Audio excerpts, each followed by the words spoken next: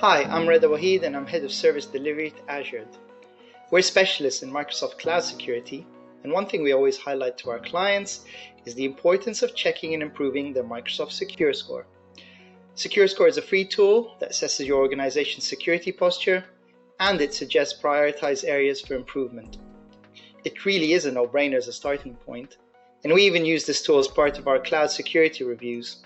Today, I'm going to give you some guidance on how to access, use, and get the most out of Secure Score. You will need certain privileges to access Secure Score, but if in doubt, just drop me a line. There are several ways of accessing your Microsoft Secure Score. The first is by going to the Microsoft 365 admin portal, and from there, going to the Security Center. This will take you to the Microsoft 365 Defender portal, where you can access your Secure Score.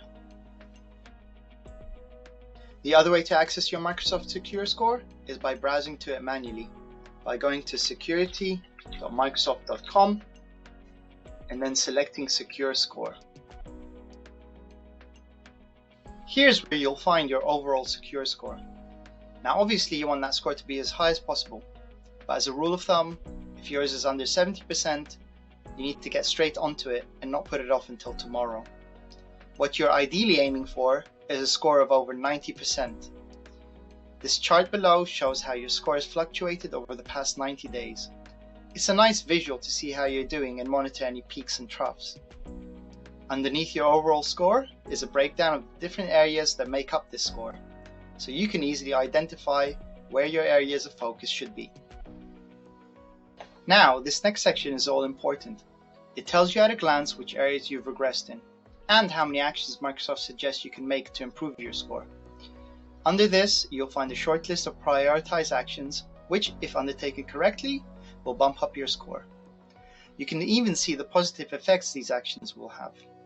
Bear in mind though, that changes can take up to 24 hours to reflect in your score, so don't worry if it doesn't increase immediately.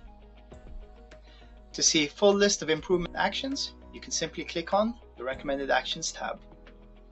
It's worth noting that you can sort these actions by any of the column headings and also create and filter groups of tasks, making this a really flexible tool that suits the way you work. Clicking on an individual action will give you a more granular description and status information. You can see a full breakdown and user impact by taking the action. You can even share this with colleagues by clicking on the share button below, which allows copying a link, posting it to a Teams channel, and sending it by email.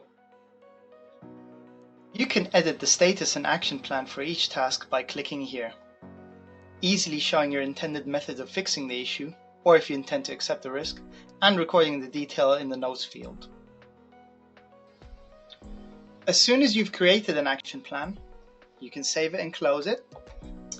Then you can go back to your dashboard view, and from there you can include a planned score. There you'll see a projected increase in your score that your action plans will make. You can also include an achievable score, which will show you the score you can achieve with your current licensing model.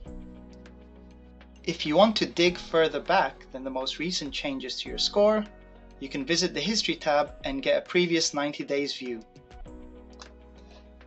This will give you a really accurate view of the changes to your score, helping you to identify any factors that may have had an effect. Details of factors affecting your score are just below the graph. Again, you can click on these for more information.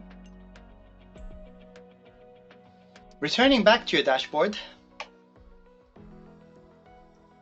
this section here on the right benchmarks how your organization's score compares to scores of other companies like yours. You can drill into this in the Metrics and Trends tab, and viewing the graph which shows you how you benchmark over the default 90-day period.